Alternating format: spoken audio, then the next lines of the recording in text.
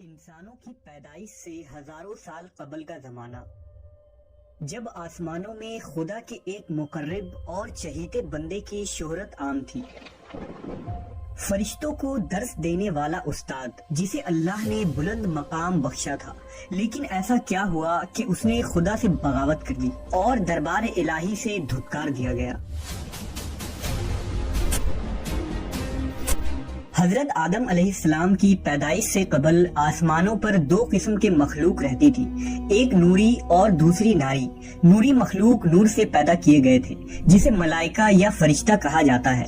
یہ دن رات عبادت الہی میں مصروف رہا کرتے تھے اور ان کے یہاں نہ عورتیں ہوتی تھی اور نہ ہی ان کی نسل چلتی تھی۔ دوسری مخلوق ناری یعنی جنات تھے جو آگ سے پیدا کیے گئے ہیں، ان کی عورتیں بھی ہوتی تھیں اور ان کی نسل بھی خوب پھیلتی تھی۔ خدا نے انہیں اپنی حمد و ستائش کرنے کے لیے بنایا تھا۔ یہ سب اللہ کے آسمانی لشکر تھے، وہ اس مقصد کے لیے بنائے گئے تاکہ اپنے خالق و مالک کو جانیں، اس سے شادمان ہوں، ہمیشہ تک اس کی خدمت اور عبادت کریں۔ ایک مسلمان کے ایمان بالغیب کا تقاضا ہے کہ وہ ان تمام مخلوقات کے بارے میں جو کچھ قرآن و حدیث سے ثابت ہے اس پر بلا کسی کمی و بیشی اور شک کے ایمان لائے۔ انہی مخلوق میں ایک معزز ہستی عزازیل تھا۔ عزازیل کا مطلب ہے خدا کا عزیز۔ اسے اللہ نے دہکتے ہوئے آگ کے شعلوں سے پیدا کیا تھا۔ حضرت آدم علیہ السلام کی پیدائش سے 144,000 سال پہلے سموم جنات کی پیدائش ہوئی۔ یہ جنات کا بابا آدم تھا۔ سموم جن کو زمین پر بھیج دیا گیا، جہاں 300 سال گزرنے کے بعد زمین پر اسے اپنی نسل کی جن مخالف ملی جس سے اس نے شادی کر لی، اور وقت گزرنے کے ساتھ کثیر تعداد میں اس کی اولادیں ہوئیں۔ ابتدا میں تو یہ قوم جنات اللہ کے فرما بردار اور اطاعت گزار تھے، لیکن بہت جلد یہ سرکش اور نافرمان ہو گئے۔ جب ان کی بدعمالیوں کی حد پار ہو گئی تو کثیر تعداد میں جنات نے موت کا ذائقہ چکھا اور وہ مر گئے۔ اس دوران جو نیک جنات تھے وہ باقی بچ گئے اور ان کی نسل آگے بڑھی۔ انہی جناتوں میں ایک مشہور جنات جن چلیپا تھا۔ چلیپا کا چہرہ ببر شیر جیسا تھا۔ چلیپا نہایت ہی قد آور اور بہادر جن تھا۔ اس کی بیوی کا نام تبلیس تھا جس کا چہرہ بھیڑیے کی مادہ کی طرح تھا۔ وہ اپنے شوہر کی طرح دلیر اور طاقتور جن تھی۔ اس کی تمام قوم پر اس نے اپنی دھاک بیٹھا رکھی تھی اور قوم کا بچہ بچہ چلیپا کا احترام کیا کرتا تھا۔ ان کے یہاں ایک بچے کی پیدائش ہوئی جس کا نام عزازیل تھا۔ عزازیل میں اپنے ماں اور باپ دونوں کی خصوصیات شامل تھی، یعنی وہ نہایت ہی سرکش، مکار، بہادر اور طاقتور تھا۔ روایتوں کے مطابق قوم جنات کو دنیا میں بسایا گیا اور یہ حضرت آدم کی پیدائش سے 50,000 سال قبل کا زمانہ تھا۔ بہت جلد یہ جنات سرکش ہو گئے اور خدا کے نافرمان بن گئے۔ جب جھگڑے اور فساد سے زمین لرزا اٹھی تو آسمان سے فرشتوں کو حکم دیا گیا کہ جاؤ اور ان سرکش جنات کو مار پھینکو۔ لہٰذا اس کائنات میں پہلی خون ریز جنگ ہوئی۔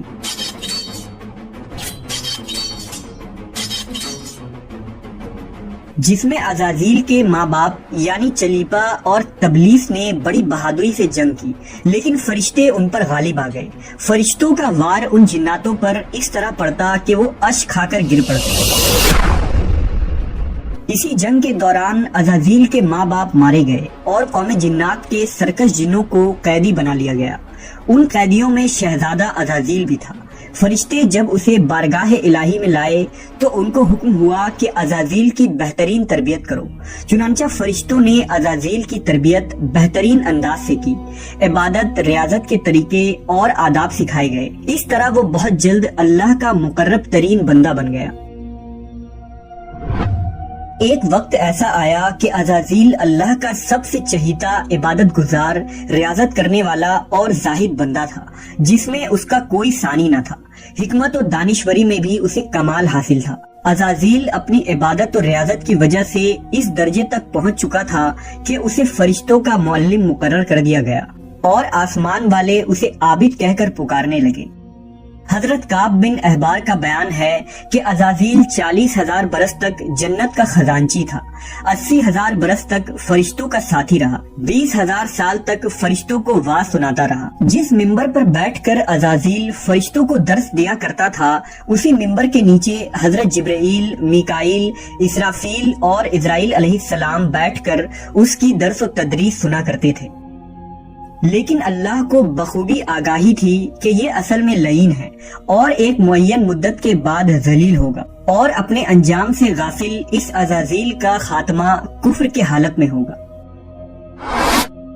لہذا ایک روز عزازیل نے لوح محفوظ کو دیکھا کہ اس میں ایک عبارت تحریر کی گئی ہے جس کے الفاظ تھے کہ میں اللہ کی پناہ مانگتا ہوں شیطان مردود سے۔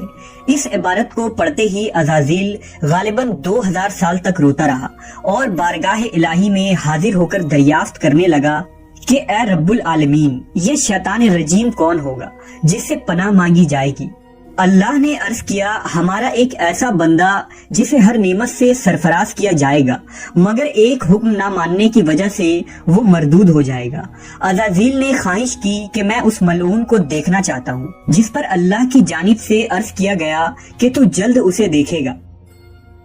عزازیل ہر لمحے اس سوچ میں غمگین رہتا کہ آخر وہ ملعون کون ہوگا جو خدا کا حکم ماننے سے انکار کرنے کی جرت کرے گا۔ اس خوف سے وہ مزید عبادت اور توبہ میں مصروف رہنے لگا، یہاں تک کہ ہزاروں سال بیت گئے، جب ایک روز عزازیل کو معلوم ہوا کہ اللہ تعالیٰ ایک نئی مخلوق پیدا فرما رہے ہیں جس کے لیے دنیا کے ہر کونے سے مٹی لائی گئی ہے۔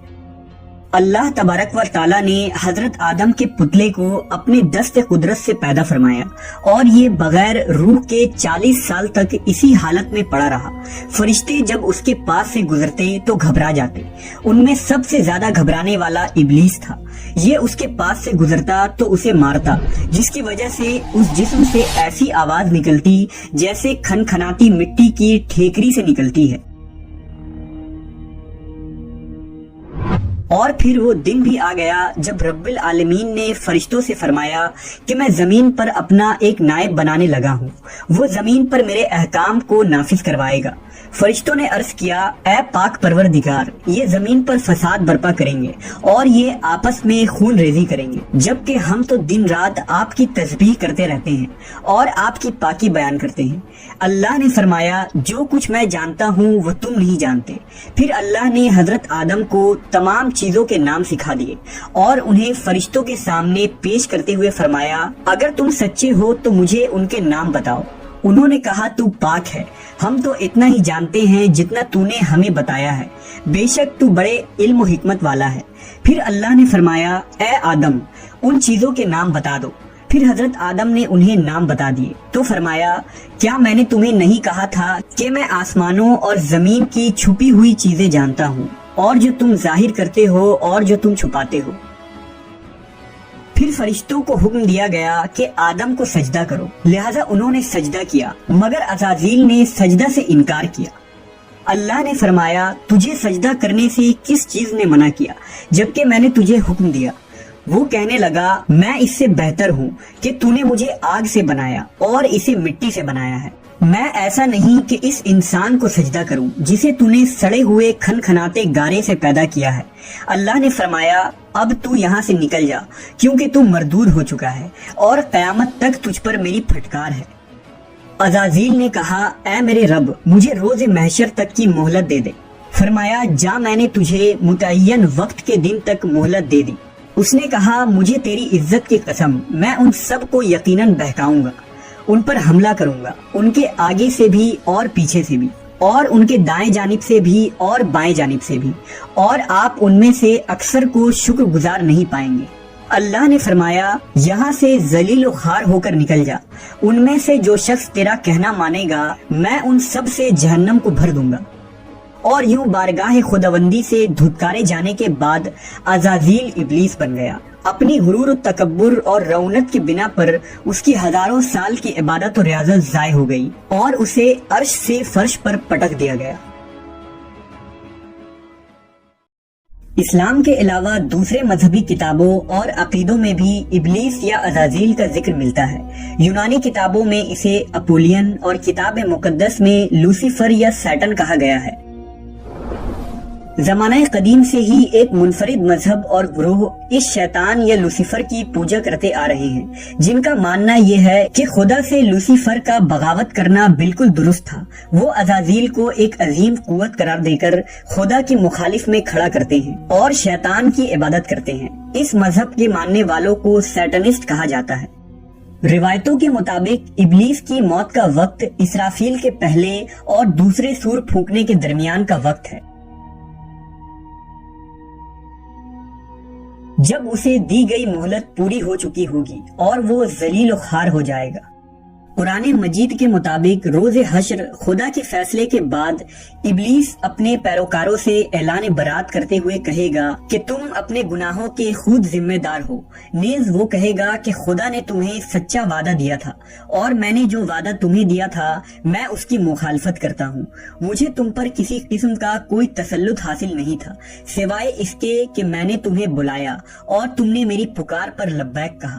بس مجھے ملامت نہ کرو، اپنے آپ کو ملامت کرو۔ اب میں تمہارا فریاد رس نہیں ہوں اور نہ تم میری فریاد رس ہو سکتے ہو۔ عزازیل کا حضرت آدم علیہ السلام کو سجدے سے انکار کا جذبہ حسد تھا، جس نے اسے مجبور کیا کہ میری جگہ آدم کو کیوں مل گئی۔ یہ اس کا جذبہ تکبر اور غرور تھا کہ میں سب سے اعلیٰ ہوں۔ یہ صرف اس ایک سجدے کے انکار کی بات نہیں تھی، بات اطاعت سے سرکشی کی تھی۔ ابلیس نے دل میں خود کو رب مان لیا تھا۔ اس شرک عظیم کے نتیجے میں ابلیس تا قیامت رسوا اور لعنتی ٹھہرا اور اولاد آدم کو بھٹکانے کے لیے آزاد قرار پایا۔